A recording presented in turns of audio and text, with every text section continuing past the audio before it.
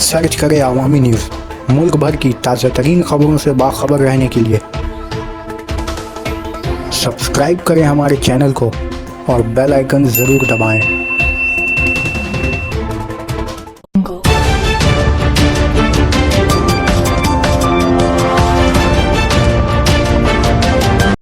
Trinamool MLA का बेटा गिरफ्तार। मुर्शिदाबाद के बहरामपुर इलाके में तृणमूल एमएलए सुब्रतो साहा के बेटे को पुलिस ने उसकी बीवी की शिकायत पर गिरफ्तार कर लिया।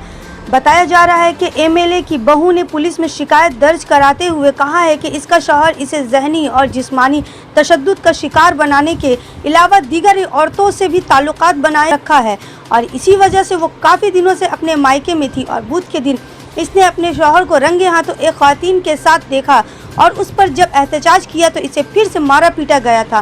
ताहम पुलिस ने एमएलए सुब्रतो साहा के बेटे को गिरफ्तार कर मामले की छानबीन में मसरूफ़ हो गई है।